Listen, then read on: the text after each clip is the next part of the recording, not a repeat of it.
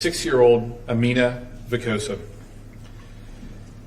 We offer our deepest condolences to the family, friends, and co-workers of those directly and indirectly impacted by this tragedy. This was a selfish and senseless act of violence that has shaken each and every one of us to our core. There is a tremendous amount of pain that is felt with those directly impacted, with those indirectly impacted, throughout multiple communities and states, and throughout law enforcement.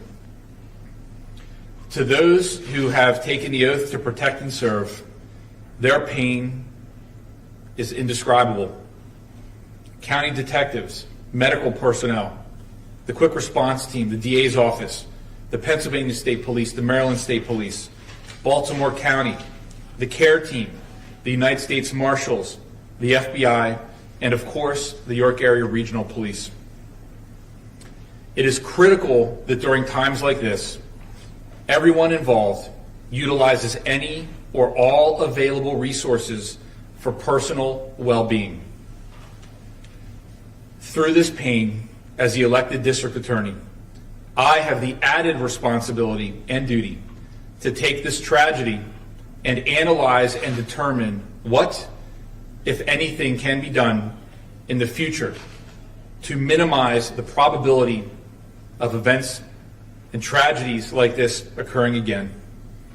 Since Thursday, I have individually and collectively been analyzing where do we go from here. To begin, we must vehemently and aggressively attack the scourge of domestic violence, which is way too prevalent within our community. Many homicides that have taken place over the years in York County began as incidents of domestic violence. At its origins, this horrific chain of events began as domestic violence, a sexual assault, and unlawful restraint and threats to kill. We must further support the York County Sexual Assault and Domestic Violence Task Force as they analyze and address the root causes of domestic violence. The work that they are doing is critical to us as a society, preventing the violence before it can take place, and law enforcement needs to act. Following consultation with leaders throughout law enforcement, my office, in collaboration with the York County Chiefs of Police Association, the CARE team, and others, to include the York Area Regional Police Department, will immediately establish a committee to promptly review best practices and procedure and protocols for the safe execution of emergency protection from abuse orders and any other needs in safely enforcing the provisions of the laws regarding domestic violence. It's important for us all to remember that, unfortunately, the reality is that there is evil in this world. And on even the very best of days and circumstances, law enforcement cannot prevent every instance of evil or thwart every plan. There are many times that they do. But when tragedy occurs, we must identify any means that may exist to minimize outcomes such as this. Could anything be done different or better? Are there protocols that need to be in place? Is there technology that could be used that's not? Do laws need to be changed? These are all things that we must all face head on, and that is what we will do. Finally, I will briefly address right-to-know requests that have been filed regarding certain information. Pursuant to the right-to-know law, we will be disclosing that an individual filed a private criminal complaint on November 14th against the Chief of Police of the York Area Regional Police Department. This private complaint generally concerns the execution of the emergency PFA in this matter, given that I and members of my office have heard material statements concerning these allegations. I have referred the private criminal complaint to the Attorney General's office.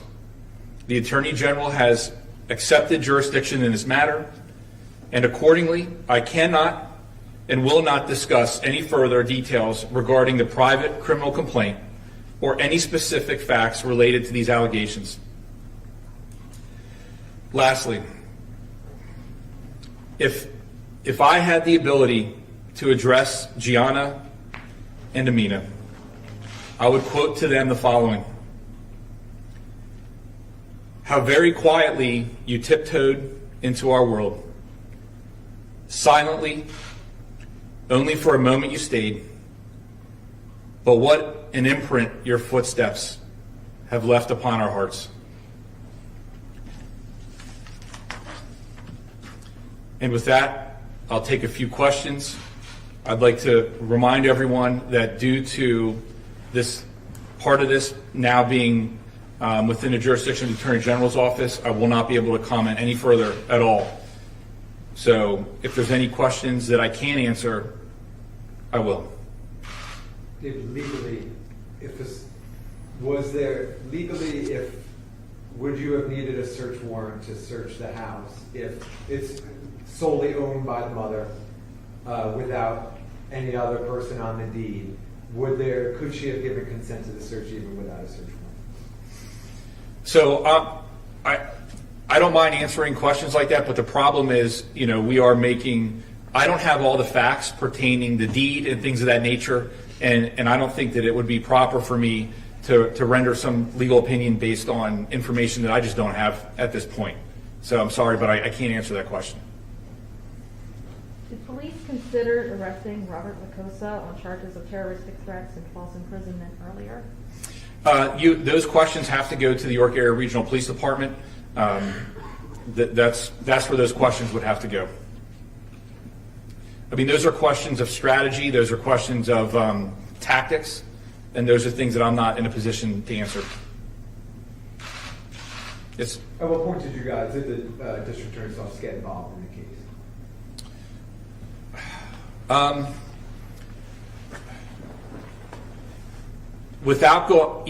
Because of the nature of this, because I have referred that to the Attorney General's office, I'm not at liberty to answer that question. All right. Well, thank you, everyone.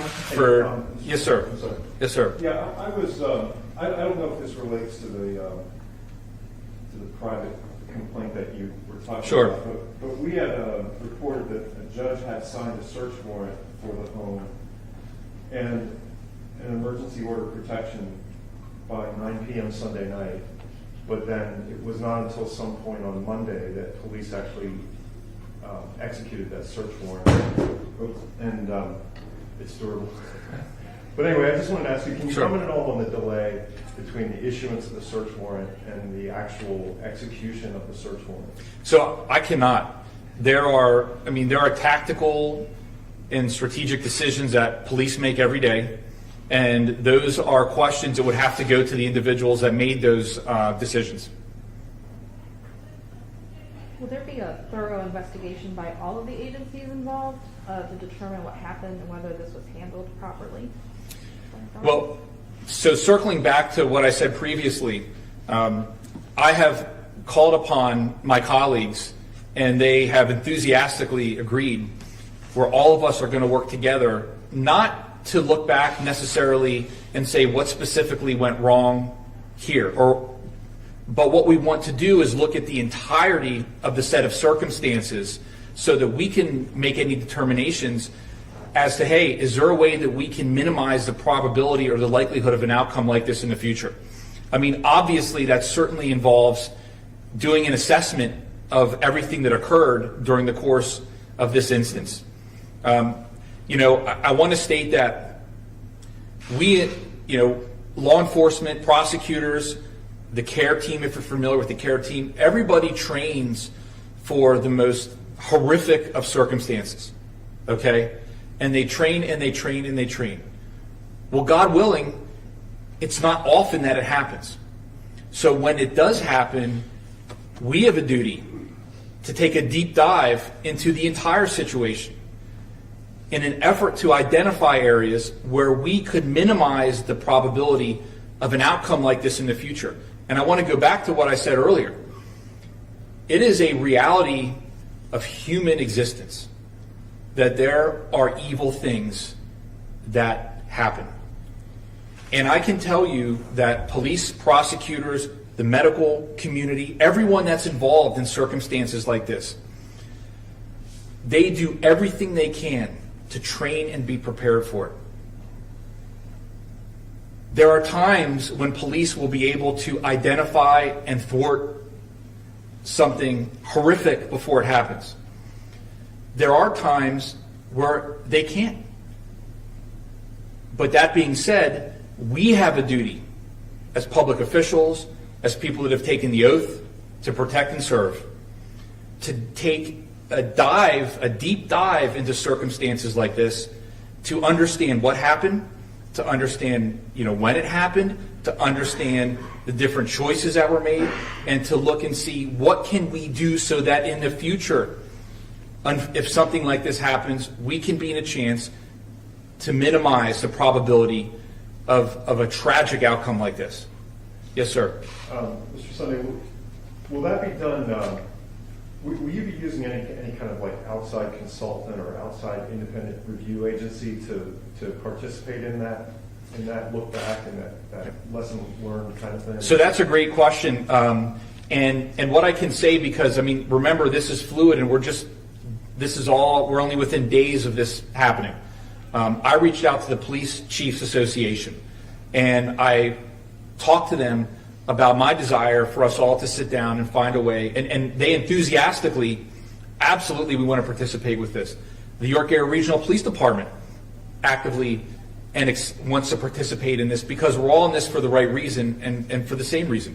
Now, as we sit down together and we decide what the best path is, I can't tell you at this point what that will be for us, right? Be that someone outside of the chiefs and myself, that's something that we're going to have to determine as we work through this process. This is the purpose for this, again, is to analyze what happened and to figure out ways that we can minimize the potential for horrific outcomes like this in the future. I know that when I was in the military, for my years in the Navy, when something would happen that went wrong, we always looked into it. We always worked through it and determined if there are ways that we could minimize that outcome in the future, even if the likelihood of us preventing it is low. So thank you very much. Mr. Sunday, I have like two more, and I just wanted to ask you, can you enlighten us at all on the relationship between Tia Bynum and Mr. Vicosa at this point? Because that seems like one of the gray areas in the story is just sort of like, why would this woman who otherwise had a career with Baltimore County Police, why would she kind of put that all aside and join this guy on this rampage? And quite frankly, there are a lot of facts here that we all would like to know. And I can tell you that's not something I can speak to. I know that the Maryland authorities are continuing this investigation. And I would direct any specific questions factually related to the incident from last week to them. And my last is just, with given your interest in this kind of an after-action study of the incident, should people take from that obviously nobody wanted this to happen this way, to end up this way and everything, but the fact that you are so committed to that, should people take or infer a reading from that yes, there's an acknowledgement that this wasn't handled as best as it could be? No. This is an acknowledgement that this situation is so traumatic, terrible, whatever word you want to throw in there, that as public servants, we have a duty to make sure that we can understand how to minimize circumstances like this in the future. This is about looking to the future and making sure that we can find ways under the worst of circumstances. I mean, really, when you look at, and I mentioned this earlier again, human beings will do terrible things, okay? And police and prosecutors and everybody involved in the system, I mean, they do everything they can to avoid it. There are times where they will fail. It will happen. And when it does happen, we've got to, as a profession, ask ourselves why, and are there root causes that we can take a dive into to try to minimize this in the future? So thank you for your questions. Yeah, how much of that analysis that you're talking about will be made available to the public? At this point, I can't comment on that yet, and the reason for that is because, we're just putting this together, and I will have to sit down with the Police Chiefs Association, and we'll have to go through it. I mean, it really depends. Clearly, when we look at what we can do moving forward, we certainly want to communicate to the public everything that we can communicate. So to answer your question, that's to be determined. But it will be made public at some point, do you think? I think that we will make public what we can by law, and there are things that we have to look into, and we haven't even had those conversations yet. The private complaint that was filed, you said the 14th. That's correct. At what point, that was last Sunday. At what point, like, 14th? It was the 15th, I'm sorry, it would have been the It was 15th. the 15th. I apologize, It yeah. was the Monday then. after. That's correct. Okay. Do you know at what point during day, night, kind of when that was? Kind of. I personally don't have specific knowledge to that. But it was For definitely the 15th. those, Sure. yes. So for those that have filed right to know requests, you'll see that document. So, all right. Thank you, everyone, for coming out today. I appreciate it. That's it.